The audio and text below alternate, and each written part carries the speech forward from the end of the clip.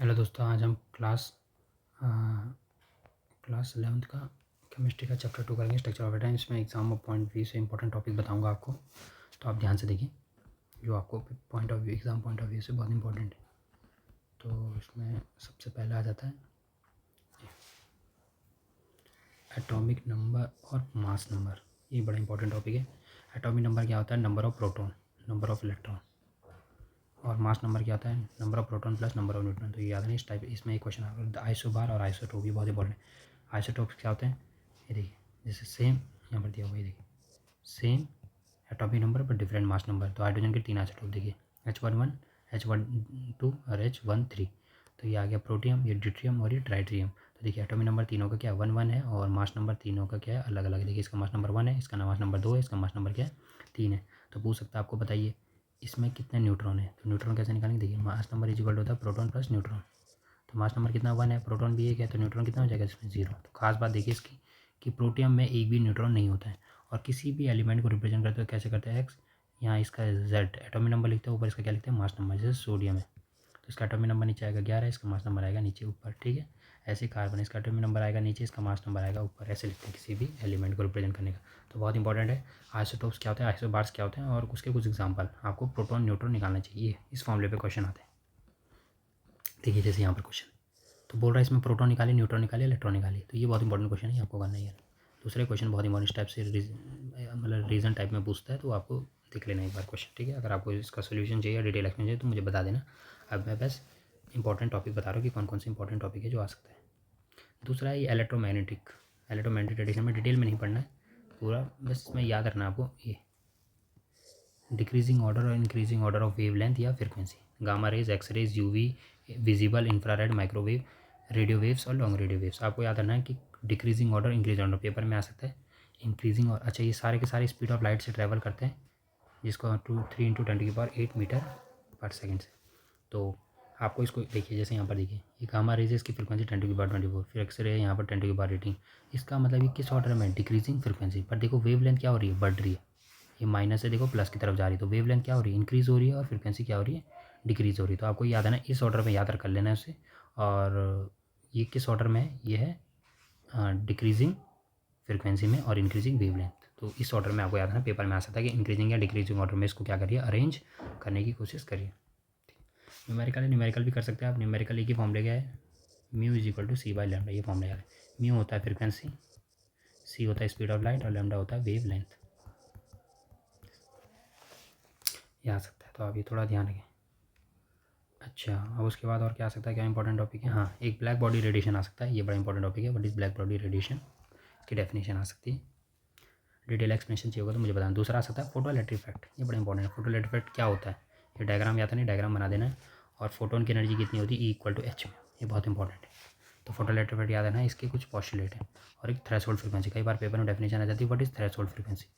Threshold frequency वो frequency होती है जिसके नीचे फोटो इलेक्ट्रिक इफेक्ट ऑब्जर्व नहीं होता। इसका मतलब अगर उससे नीचे वाली फ्रीक्वेंसी की लाइट तुमने इस पर टकराई तो इलेक्ट्रॉन बाहर नहीं निकलेगा। अगर डिटेल एक्सप्लेनेशन चाहिए तो मुझे बता देना, मैं आपको डिटेल एक्सप्लेनेशन भी बता दूंगा। अभी मैं बस इंपॉर्टेंट टॉपिक बता रहा हूँ।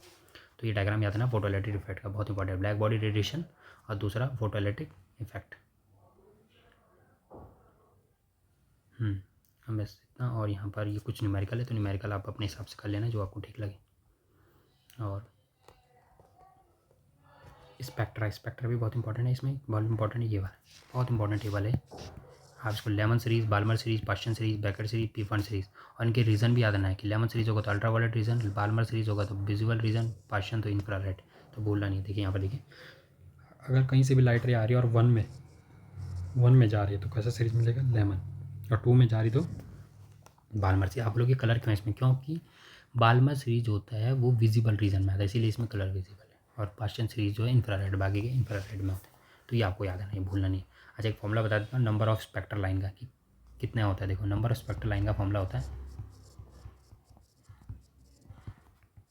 n2 - n1 upon n2 - n1 + 1 divided by 2। ये बात चेक कर सकते हैं आप इसको, बट ये फॉर्मूला होता है नंबर ऑफ स्पेक्ट्रल लाइन का, ध्यान लें। फिर Bohr model of hydrogen atom में, तो बोर मॉडल के ज़्यादा कुछ खास नहीं है, थोड़ा बहुत पॉस्टुलेट है इसके। एक पॉस्टुलेट, 2 पॉस्टुलेट, 3 पॉस्टुलेट, एक बार देख सकते हैं इसको। तो पॉस्टुलेट है बाकी। तो हाँ, यहाँ पर आ जाता है बोर रेडियस से क्वेश्चन आ सकता है। ये बड़ा इंपॉर्टेंट है। बोर रेडियस का फॉर्मूला याद है, 52.9 पिकोमीटर। बोर रेडियस से और बोर एनर्जी से क्वेश्चन जरूर आ सकता है, ये बहुत इंपॉर्टेंट टॉपिक है। बोर रेडियस का फॉर्मूला और बोर एनर्जी का फॉर्मूला आपको हमेशा याद होना चाहिए, ये तो बहुत इंपॉर्टेंट है, यहाँ से क्वेश्चन बनते हैं। ये दो फॉर्मूले याद रखना, ये है किसके लिए, बोर एनर्जी के लिए, और ये है बोर रेडियस के लिए। ये दो फॉर्मूले मोस्ट इंपॉर्टेंट है। जेड यहाँ पर क्या एटॉमिक नंबर, और एन यहाँ पर क्या है कि किस स्टेट के लिए निकाल रहे हैं आप, ठीक है। जैसे n = 1, n = 2 कौन से शेल के लिए निकाल रहे हैं, इसके लिए, ठीक है। तो ये बहुत इंपॉर्टेंट फॉर्मूला है, ये आपको याद नहीं, इनसे पक्का क्वेश्चन बनता ही बनता है बहुत ज़्यादा। जैसे अगर यहाँ पर लिथियम यूज़ करेंगे, लिथियम के लिए निकालूंगा तो लिथियम का एटॉमिक नंबर कितना होता है 3, तो यहाँ पर जेड की जगह पे कितना रखूँगा 3।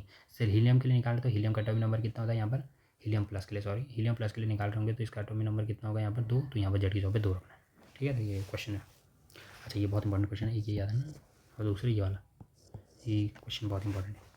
अच्छा अब नेक्स्ट टॉपिक चलते हैं। हाँ इसमें ये बहुत इंपॉर्टेंट है, ड्यूल बिहेवियर ऑफ मैटर, दूसरा हिंसबर्ग अनसर्टेनिटी प्रिंसिपल, ये बहुत इंपॉर्टेंट है। डी ब्रॉगली वेवलेंथ, ये यहाँ से वो बन सकता है डेफिनेशन कि डी ब्रॉगली वेवलेंथ क्या होता है, तो ये बहुत इंपॉर्टेंट है, ये इंपॉर्टेंट टॉपिक, ये आप ध्यान रखें। और डी ब्रॉगली वेवलेंथ क्या होता है, लैम्डा = h/mv, ठीक है।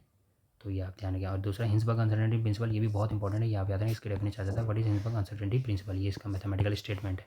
और दूसरा कई बार पेपर में आता है what is the significance of uncertainty principle, मतलब इसका मतलब क्या यूज़ क्या है इसका, इससे क्या पता चला हमें, तो याद रखना ये है इसका, ये बहुत इंपॉर्टेंट है, तो आप ध्यान रखें, ये बहुत इंपॉर्टेंट पेपर में आ सकता है। तो अब आगे चलते हैं नेक्स्ट टॉपिक, इसमें जो एटॉमिक ऑर्बिटल है, क्वांटम नंबर्स, क्वांटम नंबर्स बहुत इंपॉर्टेंट है, यहाँ से क्वेश्चन बन सकता है। क्वांटम नंबर क्या होते हैं, ये क्या डिनोट करते हैं, ये साइज डिनोट करते हैं और एनर्जी डिनोट करते हैं ऑर्बिटल की। क्वांटम नंबर बहुत ज़्यादा, एनर्जी और साइज डिनोट करते हैं। एन क्या रिप्रेजेंट करता है, शेल रिप्रेजेंट करता है, तो आप ये याद नहीं, भूलना नहीं। उसके बाद दूसरा अजीमुथल क्वांटम नंबर एल से रिप्रेजेंट करता है, ये क्या डिनोट करता है, ये क्या करता है, शेप डिनोट करता है, और इसका फॉर्मूला कैसे निकालते हैं इसको, अगर डिटेल एक्सप्लेनेशन चाहिए होगी तो मैं बता दूंगा आपको। और ये क्या डिनोट करता है, सबसेल। दूसरा ये इसका ये आप नोटेशन देख लेना। और दूसरा मैग्नेटिक क्वांटम नंबर क्या डिनोट करते हैं, बहुत इंपॉर्टेंट है, यहाँ से क्वेश्चन बनते ही बनता है। और लास्ट आखिरी है spin quantum number, spin quantum number सिर्फ 2 होते हैं, एक +1 और एक +12, तो ये भी आ सकता है। तो देखिए ये बहुत इंपॉर्टेंट है ये टॉपिक, तो इसको आप थोड़ा ध्यान से कर लेना, एक बार रीड कर लेना इसको, पॉइंट ऑफ व्यू से बहुत इंपॉर्टेंट है। देखिए मैग्नेटिक क्वांटम नंबर क्या दिखाता है, ओरिएंटेशन ऑफ द इलेक्ट्रॉन बताता है। तो जैसे यहाँ पर पूछा n = 3 में कितने ऑर्बिटल होते हैं, तो मैं आपको फॉर्मूला बता देता हूँ, नंबर ऑफ ऑर्बिटल का फॉर्मूला होता है n², ये ऑर्बिटल निकालने का फॉर्मूला है, और इलेक्ट्रॉन निकालने का फॉर्मूला क्या होता है 2n²। तो फॉर्मूला में n की वैल्यू 3 है, तो 3 का स्क्वायर कितना है 9, इसका n = 3 में कितना ऑर्बिटल होते हैं 9 ऑर्बिटल। अच्छा शेप ऑफ एटॉमिक ऑर्बिटल बहुत इंपॉर्टेंट है। ये नोडल सरफेस, नोड्स क्या होते हैं, जहाँ पर इलेक्ट्रॉन पाए जाने की प्रोबेबिलिटी क्या होती है, सबसे कम होती है, तो ये बहुत इंपॉर्टेंट है। नोड्स जरूर पढ़ लेना, आ जाता है कई बार डिफाइन नोड्स, तो नोड्स। अच्छा टोटल नंबर ऑफ नोड्स कैसे निकालते हैं, टोटल नंबर ऑफ नोड्स निकालने का जो फॉर्मूला होता है वो क्या होता है n-1, तो याद रहे नोट्स निकालने को आ सकता है कि कितने नोट्स हुए हैं इसमें, इस ऑर्बिटल में। जैसे 2s में कितने नोट्स होंगे, तो n-1 होता है फॉर्मूला, तो 2 है यहाँ पर, इनकी वैल्यू 2 है, तो 2 - 1 कितना हो जाएगा 1, एक ही नोड मिलेगा आपको। और शेप ऑफ ऑर्बिटल भी देख लेना, एस, ये देखिए ये ऑर्बिटल, ये ऑस ऑर्बिटल का शेप ऐसा होता है, शेप ऑफ ऑर्बिटल बनाने को आ सकता है। अब ये डी ऑर्बिटल का शेप ऐसा होता है, ये देखिए यहाँ पर नोट्स निकालने का फॉर्मूला दे रखा है। 2 टाइप के नोट्स होते हैं, एक होता है एंगुलर नोट्स, एक होता है रेडियल नोट्स, ये देखो फॉर्मूला दे रखा है, यहाँ से क्वेश्चन बन सकता है। फिर आता है एनर्जी ऑफ ऑर्बिटल। अच्छा डीजेनेरेट ऑर्बिटल क्या होते हैं, जिनकी एनर्जी सेम होती है, देखिए यहाँ पर जैसे 2s और 2p की एनर्जी सेम है, तो इसको बोलेंगे डीजेनरेट ऑर्बिटल। ऐसे ऑर्बिटल जिनकी एनर्जी सेम होती है उनको बोलते हैं डीजेनरेट ऑर्बिटल, ठीक है।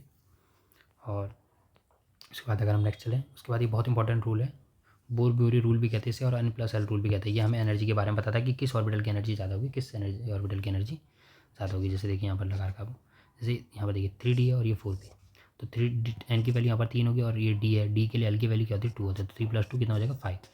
अब 4p में देखिए ये 4 है, ये 1 है, तो ये 4 + 1 कितना आ गया 5 आ गया। अब ये तो n+ रूल के अकॉर्डिंग ये तो 5 है, सेम एनर्जी होगी, बट ऐसा नहीं है। अगर n+l रूल कहीं पर अप्लाई नहीं होता, मतलब अगर सेम आ जाता है n+l की वैल्यू, तब हम क्या करते हैं, n की जिस n की वैल्यू ज़्यादा होती है उसको हम क्या करते हैं, उसकी ज़्यादा एनर्जी मान जाती है। तो देखिए यहाँ पर 3d और 4p में से 4 ज़्यादा है और 3 कम है, तो इसका मतलब 4p की एनर्जी ज़्यादा होगी, 3d की एनर्जी कम होगी। पर देखिए जैसे 4s और 3d में देखिए, तो 4s में क्या है n+l रूल का के 4 आए, और 3d में क्या है 5 आए, इसका मतलब 4s की एनर्जी कम होगी 3d से, तो 3d की एनर्जी ज़्यादा है, 4s की एनर्जी कम है। याद रखना n+l रूल बहुत इंपॉर्टेंट है, यहाँ से क्वेश्चन बनता है। फिर ऑब्बो प्रिंसिपल बहुत इंपॉर्टेंट है। ऑब्बो प्रिंसिपल क्या कहता है, ये बहुत इंपॉर्टेंट है ऑब्बो प्रिंसिपल, ये आपको याद होना चाहिए, डायग्राम बना देना ऑब्बो प्रिंसिपल स्टेटमेंट। दूसरा पॉली एक्सक्लूसिव प्रिंसिपल स्टेटमेंट याद रखना चाहिए, देखिए ये स्टेटमेंट बहुत इंपॉर्टेंट है, ये पेपर में आ सकता है, तो भूलना नहीं। फिर Hund's rule of maximum multiplicity आ सकता है, तो हंस रूल आप देख लेना ये डेफिनेशंस। तो ये 3 रूलों में से एक रूल पक्का आ सकता है एग्जाम में, आप तो ढंग से कर ले। इलेक्ट्रॉनिक कॉन्फ़िगरेशन बनने को आ सकता है, 2 इंपॉर्टेंट इलेक्ट्रॉनिक कॉन्फ़िगरेशन होता है, एक होता है क्रोमियम का जिसका एटॉमिक नंबर 24 होता है, और एक होता है कॉपर का जिसका एटॉमिक नंबर 929 होता है। इसका इलेक्ट्रॉनिक कॉन्फ़िगरेशन आ सकता है, ये एक्सेप्शन होता है, तो प्लीज़ इसको भी करके चले जाएँ। क्रोमियम और कॉपर का यहाँ पर भी दे रखा है, देखो कॉपर और क्रोमियम का। तो ये बहुत इंपॉर्टेंट केसेस होते हैं स्टेबिलिटी, क्योंकि ये हाफ फील्ड फुल फील्ड होते हैं, इनकी स्टेबिलिटी ज़्यादा होती है, तो ये आप भी जरूर पढ़ के चलाएं, क्रोमियम और कॉपर। तो इतना मैंने बता दिया, तो बाकी इसमें क्वेश्चन है। अच्छा, क्वेश्चन कुछ इंपॉर्टेंट बता देता है, जैसे आइसोलेटोनिक स्पीसीज इसमें आ सकता है। आइसोलेटोनिक स्पीसीज वो स्पीसीज होते हैं जिसमें नंबर ऑफ इलेक्ट्रॉन क्या होते हैं, सेम। तो ये क्वेश्चन इंपॉर्टेंट है, ये वाला इंपॉर्टेंट क्वेश्चन है, ये वाला इंपॉर्टेंट क्वेश्चन है, ये आप जरूर करके जाएँ। और इसमें न्यूट्रॉन प्रोटॉन एक बार ये भी प्रैक्टिस कर लें, और ये थोड़ा सा इतना इंपॉर्टेंट तो नहीं है, बट फिर भी एक बार ट्राई कर सकते हैं आप। जिस हाँ, दूसरे देखिए, हाउ मैनी इलेक्ट्रॉन, ये इंपॉर्टेंट क्वेश्चन है, ऐसे करके चले जाएँ। और ये इंपॉर्टेंट क्वेश्चन है, ये इंपॉर्टेंट क्वेश्चन है, ये भी इंपॉर्टेंट क्वेश्चन, तो इसको ध्यान 2.23 से, तो इनको करके जाए। वैसे तो सभी इंपॉर्टेंट होते हैं, बट आपको वो करना जरूरी जो पेपर में आने के चांसेस सबसे ज़्यादा होते हैं। और ये वाला इंपॉर्टेंट क्वेश्चन है, ये भी करके देख लीजिए। और इसमें निकालना है, नहीं ये नहीं, इसमें से अनपेयर्ड इलेक्ट्रॉन निकालने का, ये बहुत इंपॉर्टेंट है, इसको भी जरूर करके जाएँ आप। तो ये कुछ इंपॉर्टेंट क्वेश्चन है, मैंने आपको टिक मार दिया है, वरना पेपर में आने को तो कुछ भी आ सकता है, बट ये है कि कुछ इंपॉर्टेंट, अगर आपके पेपर नज़दीक है तो आपको इंपॉर्टेंट करना बहुत ज़रूरी है। ये कुछ इंपॉर्टेंट क्वेश्चन मैंने टिक मार दिया, तो आप इसको कर लीजिए।